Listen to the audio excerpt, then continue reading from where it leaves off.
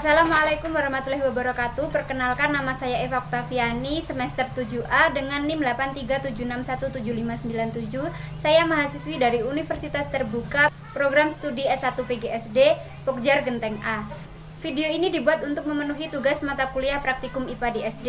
Untuk praktik kali ini saya akan melakukan praktek tentang ciri-ciri makhluk hidup. Untuk alat dan bahannya, kita cukup mempersiapkan yang pertama ada alat tulis, tabel pengamatan, dan alam sekitar. Tujuan praktikum kali ini yaitu untuk mengamati ciri-ciri makhluk hidup yang ada di sekitar tempat tinggal. Untuk langkah kerjanya, yang pertama, siapkan alat tulis dan tabel pengamatan. Yang kedua, pergilah ke lingkungan yang ada di sekitar tempat tinggal. Yang ketiga, temukan 10 makhluk hidup, 5 hewan dan 5 tumbuhan. Yang keempat, catatlah ke-10 makhluk hidup tersebut pada lembar pengamatan. Yang kelima, amati ciri-ciri dari setiap makhluk hidup yang telah dicatat. Dan yang terakhir, berikan tanda centang pada tabel pengamatan sesuai dengan ciri-ciri yang diamati. Berikut ini merupakan hasil temuan 5 hewan yang ada di lingkungan sekitar. Yang pertama ada kucing, yang kedua ada burung murai, yang ketiga ada ayam, yang keempat ada kerbau, dan yang terakhir ada bebek. Selanjutnya hasil temuan 5 tumbuhan yang ada di lingkungan sekitar. Yang pertama ada pohon manggis, yang kedua ada pohon durian, yang ketiga ada tanaman pucuk merah, yang keempat ada pohon jambu, dan yang terakhir ada tanaman putri malu. Kemudian amatilah ciri-ciri pada setiap makhluk hidup yang telah kita temukan. Sebelumnya saya akan menjelaskan ciri-ciri apa saja yang akan kita amati. Yang pertama ada bergerak atau bereaksi terhadap rangsang, yang kedua ada bernafas, yang ketiga perlu makan, yang keempat tumbuh, dan yang kelima berkembang. Berikut merupakan pembahasan dari hasil pengamatan yang saya lakukan. Ciri yang pertama yaitu bergerak. Hewan dan tumbuhan memiliki ciri yang sama yaitu dapat bergerak.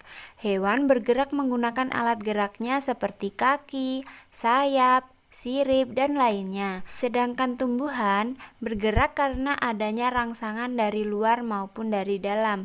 Contohnya seperti pengaruh cahaya matahari, sentuhan, dan lain-lain. Contohnya seperti makhluk hidup yang saya amati, kucing bergerak menggunakan kakinya, sedangkan tanaman putri malu bergerak karena adanya rangsangan berupa sentuhan. Ciri yang kedua yaitu bernafas.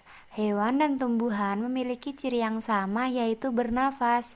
Hewan bernafas menggunakan organ pernafasan khusus seperti paru-paru, pundi-pundi udara, dan insang.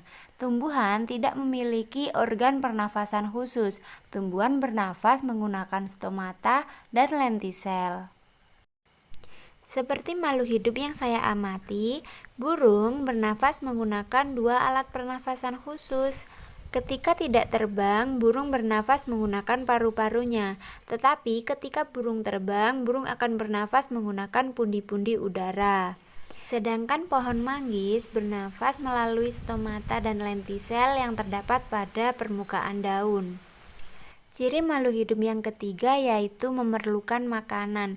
Hewan dan tumbuhan membutuhkan makanan untuk bertahan hidup. Ada hewan yang memakan daging, tumbuhan, biji-bijian, dan makan segalanya.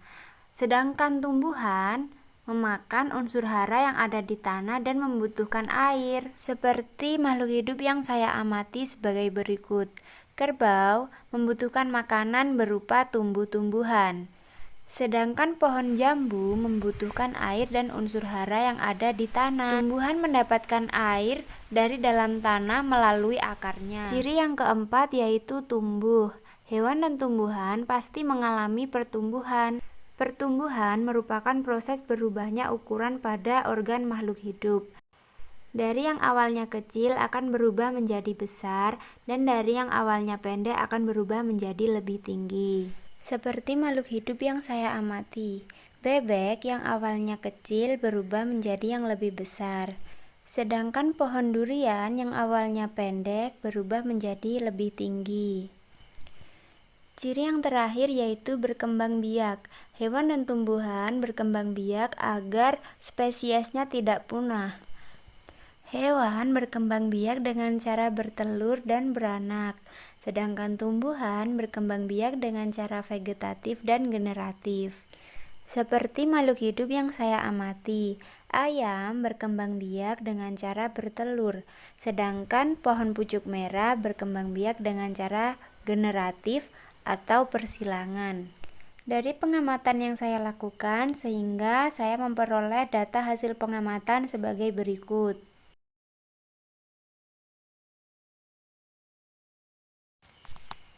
Dari pengamatan yang saya lakukan, dapat disimpulkan bahwa makhluk hidup baik tumbuhan maupun hewan memiliki ciri-ciri makhluk hidup yang sama, yaitu dapat bergerak dan bereaksi terhadap rangsang, membutuhkan makanan, bernafas, tumbuh, dan berkembang. Tetapi tetap ada perbedaan, misalnya dalam proses bernafas, cara bergerak, cara memperoleh makanan, cara tumbuh dan berkembang biaknya.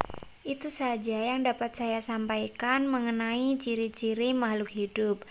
Semoga dapat bermanfaat bagi kita semua. Terima kasih telah menonton. Wassalamualaikum warahmatullahi wabarakatuh. Bye.